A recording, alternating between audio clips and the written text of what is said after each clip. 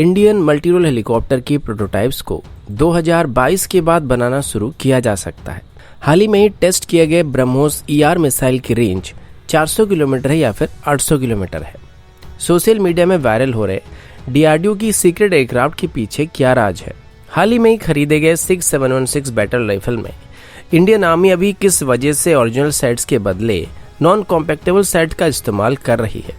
और यूएस की तरफ से अभी एशिया और इंडो पैसिफिक रीजन में लगभग 2 डजन रैप्टर्स को डिप्लॉय करने का फैसला क्यों किया गया है? ऐसे ही कुछ और खबरों के बारे में हम आज की वीडियो में बात करने वाले हैं। नमस्कार दोस्तों, मेरा नाम है अंशुमन नाइक और आप सभी का बहुत बहुत स्वागत है इंडियन डिफेंस न्यूज की डिफेंस टॉक सीरीज में, जहां पर हम रोज नए डिफेंस अपडेट्स के बारे में बात करते हैं। तो चलिए देर न करते हुए आज की वीडियो शुरू करते हैं। आज की पहली update Indian multi role helicopter program को लेके। अभी पिछले हफ्ते ही नेवी की तरफ से भी इस प्रोग्राम में ज्वाइन करने का फैसला किया गया है और अभी हमारी तीनों सर्विस की तरफ से इस प्रोजेक्ट को सपोर्ट करना शुरू कर दिया गया है। और आगे चल के इसको अगर तीनों सर्विस में शामिल किया गया तो हमारी इंटायर मीडियम लिफ्ट हेलीकॉप्टर की फ्लीट का ये बैकबोन हेलीकॉप्टर होने वाला है।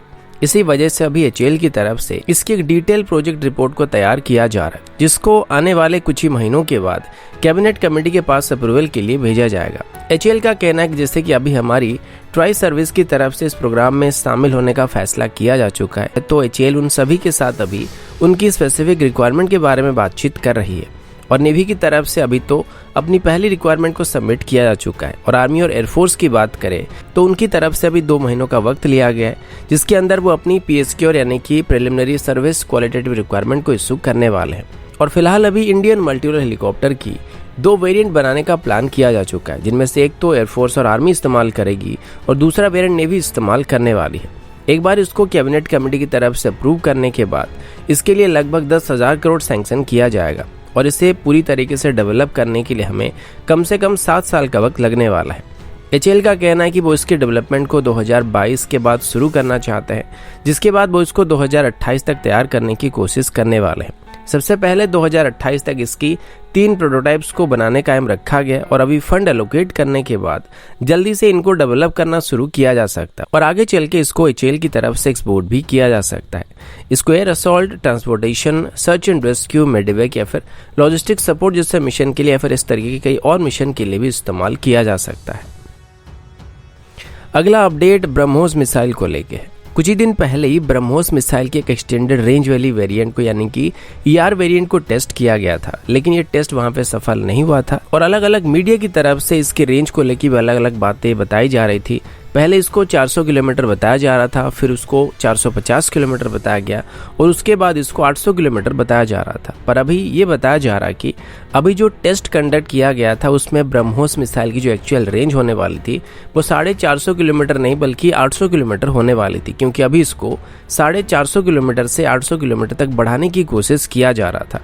और इसी वजह से ब्रह्मोस मिसाइल की एयरफ्रेम में कुछ मॉडिफिकेशन किए गए थे और इसमें एडिशनल फ्यूल को ऐड किया गया था। लेकिन टेस्टिंग के दौरान जब इसको लॉन्च किया गया तो ये लगभग 10 से 15 सेकंड के बाद क्रैश हो गया था। तब से इस पर DRDO की तरफ से छानबीन किया जा रहा था कि आखिर किस वजह से ये फेल हुआ है, क्योंकि 2001 से आज तक कभी भी ब्रह्मोस मिसाइल फेल नहीं हुआ था और ये पहली बार हुआ था जहां पर इसको लॉन्च करने के बाद ये लिफ्ट करने के कुछ ही समय के अंदर ही नीचे गिर गया था। अब इसकी जो मेजर फॉल्ट थी वो इसकी पहली स्टेज के बूस्टर में पाया गया था, जो कि हमारी high energy metal research lab की तरफ से डेवलप किया गया था। अब आप सभी जानते हैं कि ब्रह्मोस मिसाइल एक सुपरसोनिक मिसाइल है और ये लगभग माक 3 की स्पीड को हासिल कर सकता है। इसके लिए सबसे पहले तो ब्रह्मोस में पहली स्टेज के एक बूस्टर का इस्तेमाल किया था, जो कि इसको इनिशियली सुपरसोनिक स्पीड को हासिल करने के लिए मदद करता है और उसके बाद इसकी रैमजेट इंजन चालू होता है, जो कि इसको माक 3 तक क्रूज करने में मदद करता है। अब अभी जो पहली स्टेज की बूस्टर फेल हुआ है इसको 2017 से इस्तेमाल किया जा रहा है।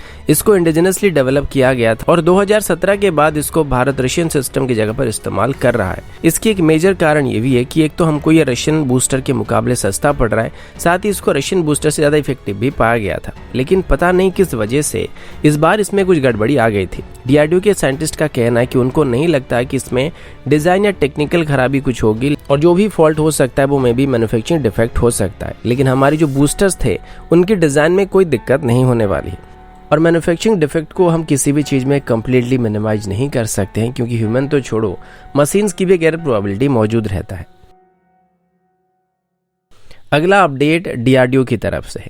कुछ दिन पहले डीआरडीओ की तरफ से एक रिपोर्ट सामने आया था जिसमें ये बताया गया था कि डीआरडीओ की तरफ से अभी एक नए एवेक्स को डेवलप करने के लिए एयर इंडिया से एक सेकेंड हैंड A320 सीरीज के एयरक्राफ्ट को खरीदने की कोशिश किया जा रहा है, जिसको मेनली वो अपनी अलग अलग रडार सिस्टम को या एवेक्स प्लेटफॉर्म को टेस्ट करने के लिए इस्तेमाल करने वाले हैं। और अभी तो डीआरडीओ इंडियन एयरफोर्स के लिए 6 से 12 नए एवेक्स को बनाने वाली है, जिसमें से कुछ नेत्र एवेक्स की मार्क 2 स्टैंडर्ड के एवेक्स होने वाले हैं।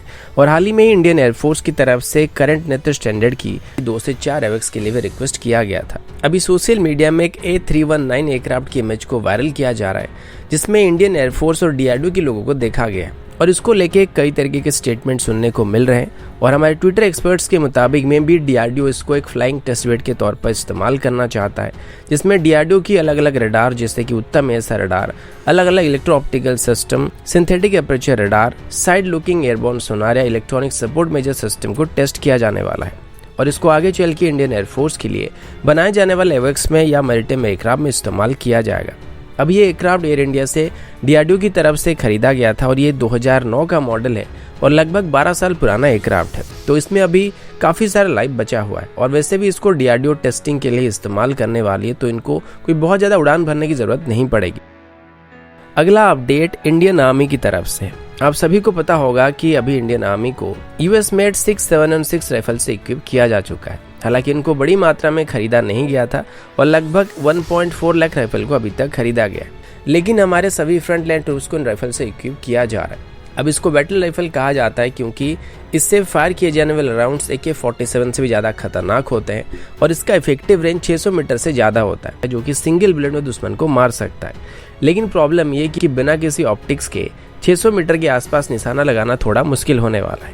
अब इसको लेके द प्रिंट की तरफ से एक रिपोर्ट को पब्लिश किया गया था, जिसमें बताया गया कि इंडियन आर्मी की तरफ से 6716 के साथ कुछ ऑप्टिक्स को लगाकर इस्तेमाल किया जा रहा है और इसको द प्रिंट की तरफ से जुगाड़ बताया गया। मैंने वो पूरा आर्टिकल पढ़ा था, लेकिन जहां तक मुझे लगता है कि कई जगहों में द प्रिंट की तरफ से फैक्ट को मिसकोड करके यहाँ पे प्लेस किया गया है। जैसे कि अभी 6716 राइफल को कुछ नए ऑप्टिक के साथ देखा गया था, जिसको द प्रिंट की तरफ से जुगाड़ बताया जा रहा है, क्योंकि इंडियन आर्मी की तरफ से अभी 2 इंडियन प्राइवेट सेक्टर कंपनी की साइट्स का इस्तेमाल 6716 राइफल में करने की कोशिश किया जा रहा है।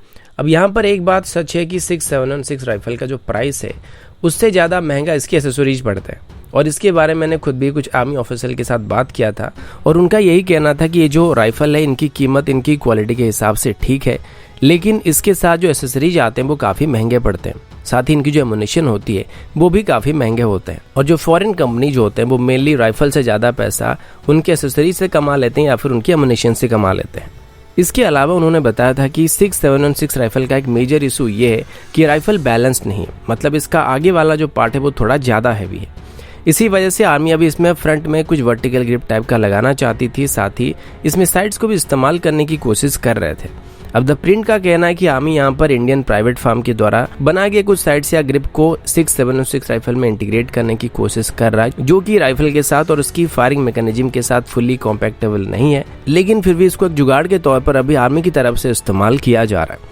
इस बात को लेकर मैंने आर्मी ऑफिसर के साथ बातचीत किया था और उनका यही कहना था कि अभी लिमिटेड नंबर में कुछ साइट की टेस्टिंग वगैरह चल रही है और ये सब नॉर्दर्न कमांड के अंदर किया जा रहा है। फिलहाल अभी उन्होंने किसी भी कंपनी का नाम नहीं लिया था कि किस कंपनी का आइटम अभी टेस्ट किया जा रहा है। और वैसे भी साइट्स में जुगाड़ वाली कोई बात नहीं होता है, क्योंकि सिग में काफ़ी सारे पिकेटिंग रेल मौजूद है जिसमें हम अपने हिसाब से कोई भी साइट या ऑप्टिक्स का इस्तेमाल कर सकते हैं। वो नाइट विजन सिस्टम हो सकता है, थर्मल साइट हो सकता है, या फिर कोई होलोग्राफिक साइट हो सकता है, या फिर रेड डॉट साइट भी हो सकता है। ये एक पूरी तरीके से यूनिवर्सल प्लेटफॉर्म है जहाँ पर हम कोई भी साइट का इस्तेमाल कर सकते हैं, तो कॉम्पैक्टेबल ना होने की कोई वजह यहाँ पे नहीं बनता है। वो बात अलग है कि जो साइट्स होते हैं वो अलग अलग टाइप के होते हैं और उनकी परफॉर्मेंस एक दूसरे के साथ मैच नहीं करता है, जिसका राइफल के साथ कोई लेना देना नहीं होता और राइफल की फायरिंग मैकेनिज्म के साथ साइट्स का कोई भी लेना देना नहीं होता है। और कुछ ट्विटर एक्सपर्ट्स की तरफ से अब इसकी रिकॉइल को लेके इंसास के साथ इसको कंपेयर करने की कोशिश किया जा रहा था कि इंसास इससे रिकॉइल के मामले में काफ़ी बेहतर था। तो भाई 6716 में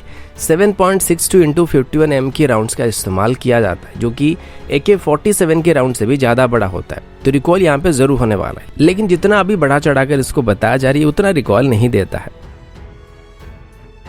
अगला अपडेट रशिया की तरफ से। हाल ही में रशिया की तरफ से एक नए 5th जनरेशन एयरक्राफ्ट को डिस्प्ले किया गया था, जिसकी अभी कुछ इमेज भी सामने आने लगे हैं और रशिया की तरफ से मेनली इसको F-35 को काउंटर करने के लिए डेवलप किया जा रहा है। और आगे चल के इसको एक्सपोर्ट करने का काम रखा गया है। अभी तक इसकी एग्जैक्ट नाम बताया नहीं गया था, लेकिन अभी कुछ र्यूमर के मुताबिक इसका नाम Su-75 होने वाला है। इसके साथ अभी रशिया की तरफ से अभी नेक्स्ट जनरेशन एरो इंजन को भी डेवलप करने की बात किया जा रहा है, जो कि बेसिकली एक 6th जनरेशन का इंजन होने वाला है। और फ्राइडे को टास्क की तरफ से बताया गया था कि रशिया की यूनाइटेड इंजन कॉर्पोरेशन की तरफ से ये अनाउंस किया गया कि अभी वो एक 6th जनरेशन के इंजन को डेवलप करने वाले हैं, जो कि मेनली इलेक्ट्रिक इंजन टेक्नोलॉजी के ऊपर बेस्ड होने वाला है। इसके लिए अभी वो रिसर्च और डेवलपमेंट वर्क को शुरू कर रहे हैं और ये एक लॉन्ग टर्म प्रोसेस होने वाली है। रशिया के पास अभी 5th जनरेशन की इंजन टेक्नोलॉजी मौजूद है, जिसको वो मेनली Su-57 के लिए डेवलप कर रहे थे। और अभी हाल ही में रिवील किए गए नए 5th जनरेशन फाइटर एयरक्राफ्ट या फिर Su-75 में भी सेम इंजन का इस्तेमाल होने वाला है। और मे भी अभी रशिया की तरफ से जिस नए इंजन को डेवलप किया जा रहा है, इनको आगे चल के एयरक्राफ्ट में भी इस्तेमाल किया जा सकता है।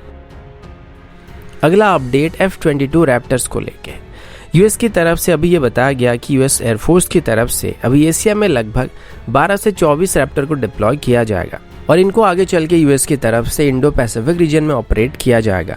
अब हो सकता है इनको चाइना को काउंटर करने के लिए डिप्लॉय किया जा रहा है, क्योंकि चाइना की तरफ से पिछले कुछ दिनों से ताइवान के एयरस्पेस में बार बार घुसपैठ किया जा रहा है। और अभी साउथ चाइना सी में जापान चाइना की इन हरकतों की वजह से काफी परेशान हो चुका है। और जापान की तरफ से अभी चाइना के खिलाफ ये स्टेटमेंट दे दिया गया कि अगर ताइवान पर चाइना हमला करता है तो ताइवान अकेला नहीं है। अभी यूएस की इंडो पैसिफिक कमांड की तरफ से बताया गया कि वो अभी अपनी क्वाड नेशन की मेंबर के साथ एक मैसिव एक्सरसाइज को करने वाले हैं, जिसमें 10 F-15 और 25 रैप्टर शामिल होने वाले हैं। और इसमें इंडो पैसिफिक कमांड के लगभग 800 एयरमैन भी पार्टिसिपेट करने वाले हैं। अब यूएस ऑस्ट्रेलिया और जापान के साथ एक एक्सरसाइज को कंडक्ट कर रहा है और हालांकि इसमें भारत भी शामिल है, लेकिन भारत एक्टिवली इसमें पार्टिसिपेट नहीं कर रहा है और अभी हम सिर्फ ऑब्जर्वर के तौर पर पार्टिसिपेट कर रहे हैं। यूएस का कहना है कि वो इंडो पैसिफिक को लेके काफी सीरियस है और इंडो पैसिफिक में लगभग 25 F-22 रैप्टर्स को यूएस की तरफ से डिप्लॉय किया जा रहा है। इनमें से 12 गुआम के आसपास डिप्लॉय किए जाएंगे और 12 मेरिन आइलैंड के पास डिप्लॉय किया जाएगा, जिससे चाइना के लिए काफी परेशानी बढ़ने वाली है, क्योंकि जिस तरीके से वो ताइवान के एयरस्पेस में बार बार घुसपैठ कर रहे हैं, तो आगे चल के अगर चाइना की तरफ से ताइवान पर हमला करने की कोशिश किया गया तो रैप्टर्स को ताइवान तक पहुंचने में ज्यादा वक्त नहीं लगने वाला है। तो दोस्तों, अभी के लिए इतना ही। मिलता हूँ आपसे अगले वीडियो में, तब तक के लिए जय हिंद, वंदे मातरम।